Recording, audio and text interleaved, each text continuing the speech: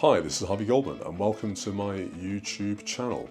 So today I've got a Jackson Pro Series Monarkh SC, and would you just look at the finish on this guitar? Getting nice and close on that. That is stunning. Jackson have got a pedigree for making metal guitars, and it's no surprise that bands like Slipknot and Megadeth, well, Slipknot until recently, have used these guitars for years and years and years. And yeah, they know how to make an instrument.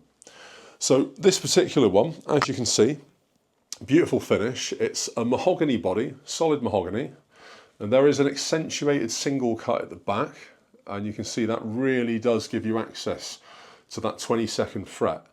No issue at all.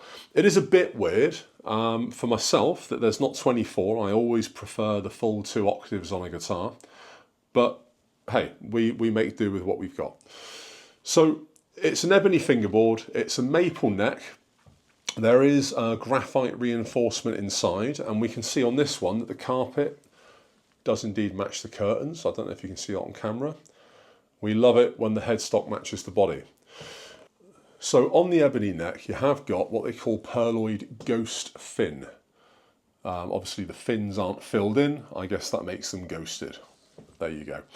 And as far as tuning goes, you've got Jackson tuners, and they've elected for kind of locking tuners. They've sort of got their own version of locking tuners that take a flat screwdriver on the top. Now, I found these a little bit hard to get to grips with initially.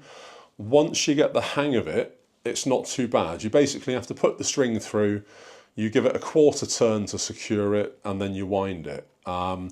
I found that if you wind, when you're changing strings, if you wind them out too far, it can take forever. You have to sort of wind them back in to find that bite point to get the tuners to take. Does take a bit of getting used to. It's not the end of the world. Once they're in tune, they are very stable, which is obviously the main thing.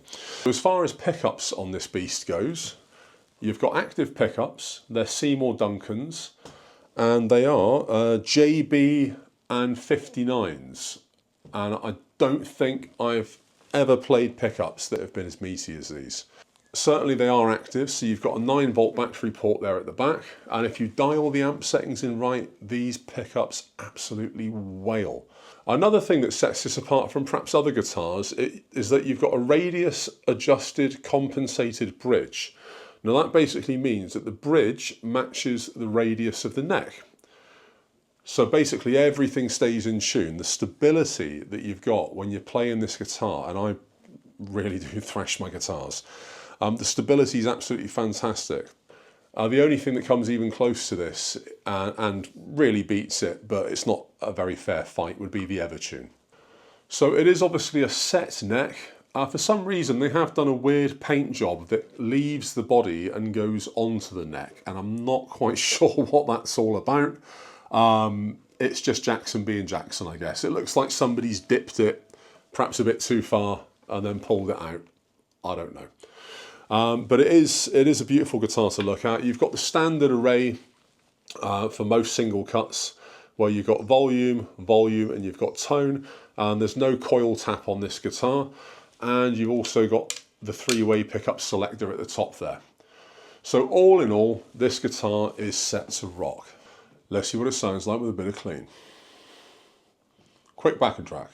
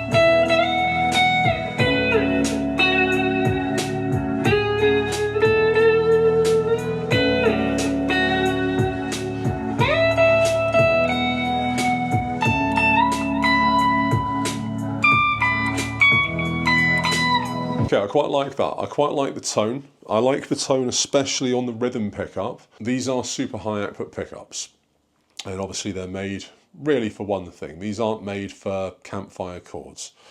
Let's see what it sounds like with a bit of filth. Same backing track. I can feel the guitar wanting to go. Who knows what's going to happen if I take my hands off this fretboard. It's a good problem to have. Okay.